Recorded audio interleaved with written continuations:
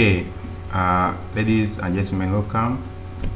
This is a lecture on continuous data sampling distribution. We shall have a lot to look on this particular course.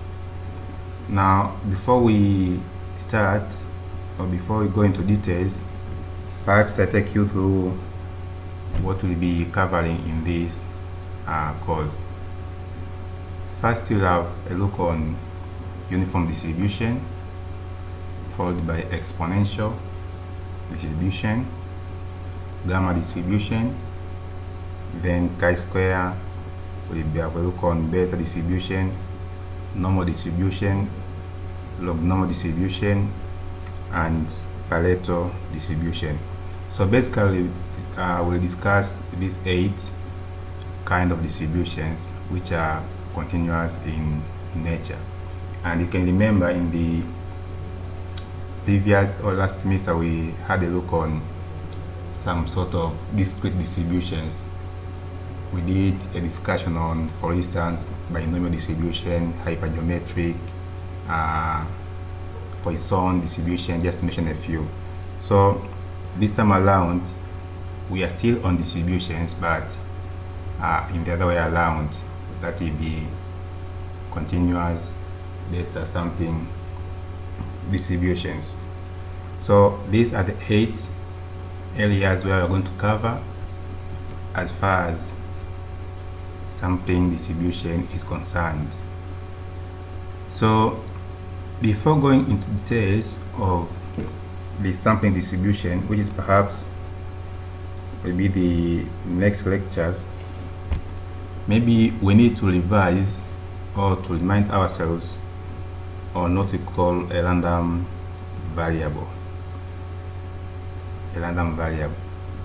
Now, what does it mean by a random variable? If you can see from the screen, it says a random variable. If you have a sample space or a sample of individual, okay, with a probability measure, and you have x as a real value function that is defined over all elements in your sample, then we call that x is a random variable. That, for instance, think of you have a population of, let's say, students, okay? We are having, let's say, bachelor 1 students or year 1 students, and we need to start something from them. Let's say we need to measure maybe the age in years, for instance, height maybe in meters, or we need to find out their monthly income. So a group of students will be forming what we call a sample, that is S, a sample space, and X, a real value function defined over all elements. So X is a particular thing of interest which your study needs to find out. So if you need to look on, let's say, average income of students in that particular class, so our X will be income, and that income should be defined over all elements in that particular sample. That you expect each and every student to give us his or her own income, whether on monthly basis, weekly, or year, depending on the duration. So such particular variable of interest which we are trying to work on or to find out is what we call a random variable.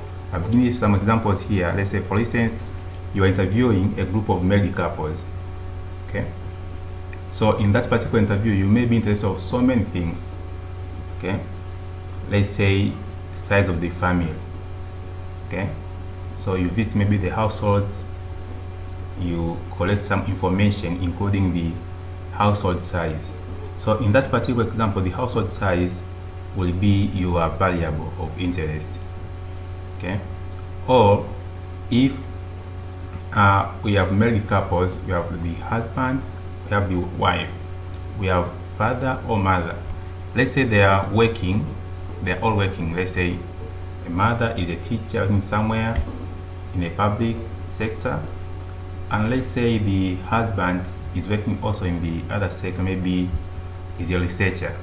So everyone in that particular house is earning income. Mom is earning, the father also is earning some income from what he is working on. Now, when you ask them to tell you or to define their joint income, it means the income for the mother and the income for the father. Now, that particular thing, the joint income, when you take the income of the mother and the father, you put them together. Okay, that will be your variable of interest. It will be the interest of your study. So whatever thing you are interested to find out or to know from such particular story, from such particular group, will be your variable of interest, and we call it to be a random variable. Now also the other example that, for instance, if you have some bulbs, okay, light bulbs, for instance, they are producing light. Okay, so if you are interested on, let's say, durability, okay, of the bulbs, you have a sample of bulbs, so many bulbs, maybe from different companies, say, okay, you have a bulb maybe in a box with, from, let's say, 5, 6 or 7 companies, different companies which are producing bulbs. Okay, now if you switch them on, okay, and then you try to assess the brightness. So what you are looking for is brightness of the bulbs. So in that particular case, the brightness will be your variable of interest, and we call it to be a random variable. Why random? Because may be changing with respect to each particular company of your choice. So those are some of the examples when we speak of a random variables. To put it simply, just anything which you are studying, which you have to find out from a given sample or from the population of interest. So can be in terms of height, can be age, can be in terms of, let's say, you are looking on country-wise, GDP, whatever thing you are studying, that forms what we call a random variable. So these are just some explanation of what you have seen on random variables, that it should be defined over all points of space in time, or it should be defined over a specific interval. So we have, for instance, that suppose when you toss a coin, okay, tossing a coin, you have two outcomes, okay, either tail or the head. Now whenever you toss a coin, you have an outcome, so there are different outcomes which correspond to real number. Now all those, the outcomes, whether it is a tail or it's a head, it will be a sample space within within a particular interval which is defined regarding the given sample. So that forms what we call a random variable. Now, as a matter of fact, when we are discussing about the discrete random variables, we said random variable can be either discrete or continuous. Now in our case, we are dealing with the continuous random variables, and here it's what we are trying to figure out. So when we speak of a continuous random variable, we simply mean a variable that can take all possible values between the given limit. That whatever point you find in between the given point, okay, is a value corresponding to that particular, can be a value, sorry, corresponding to that particular variable. So in other words, a continuous variable cannot be put in one-to-one correspondence. Okay, cannot be put in one-to-one correspondence, but is a variable that can be measured at any degree of accuracy. Now, for instance, if you think of a random variable which is continuous, think of whatever thing that can be defined, okay, at any particular at any point in a given interval.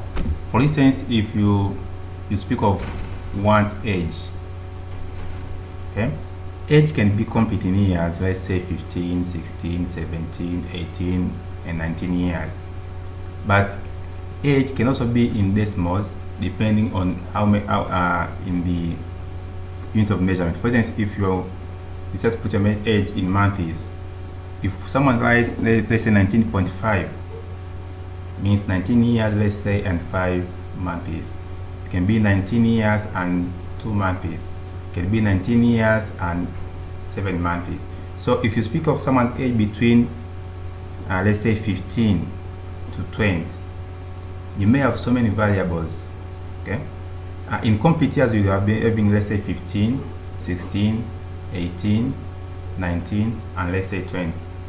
Okay, but when you take on, you define the age in the all possible intervals from 15 to 20.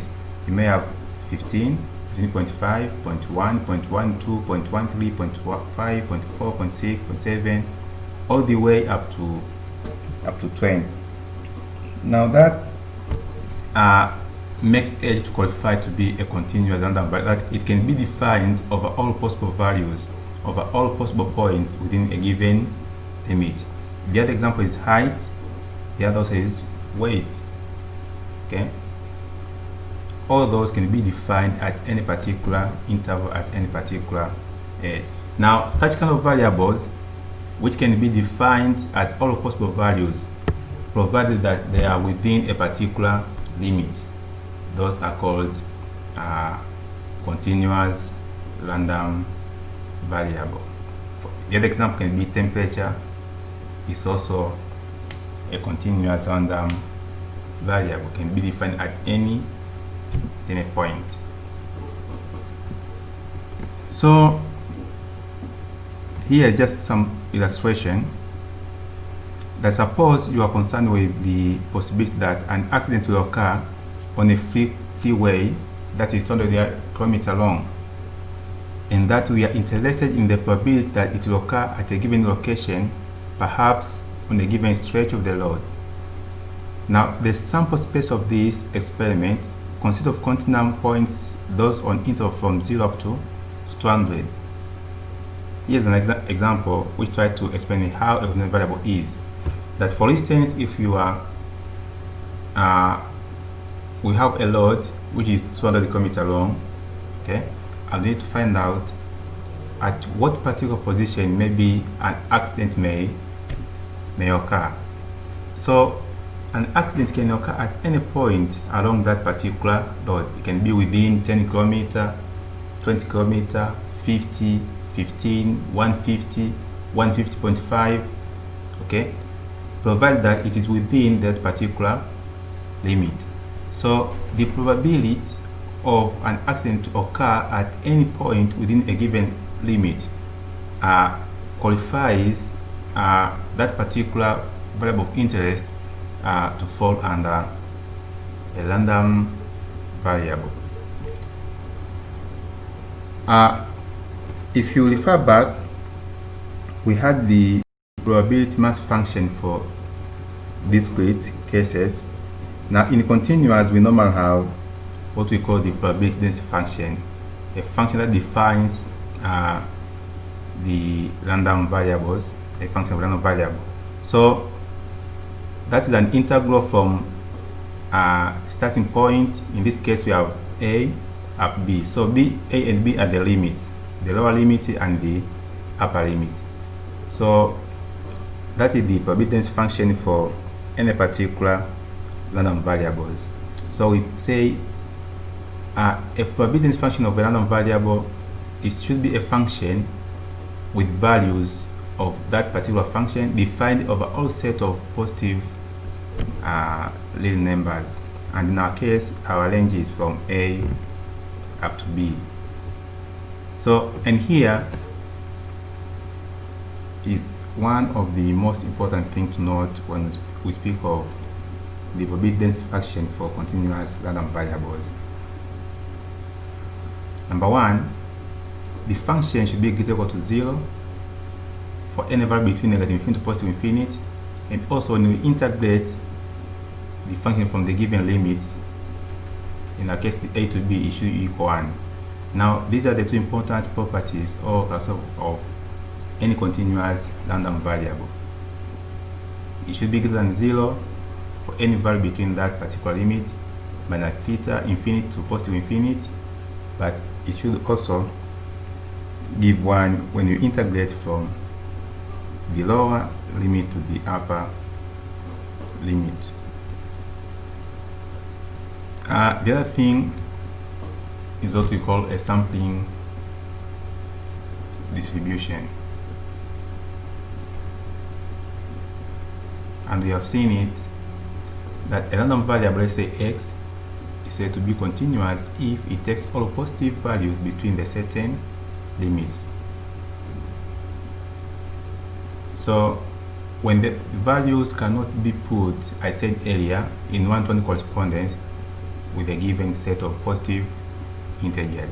So when you have such random variables, okay, and they make a sample, what the resulting distribution, now it depends on what kind of a distribution then is what we are going to see later on.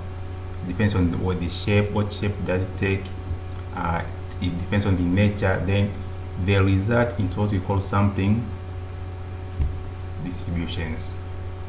So we shall see them later on as we move on. Now thank you. That was just the introductory remark regarding our discussion. So we have seen the random variables, but basically what I said earlier, this is what we'll be discussing in the lecture. So you are welcome, and in the next lecture we shall be starting our first type of a continuous distribution, and that is uniform distribution. Thank you very much.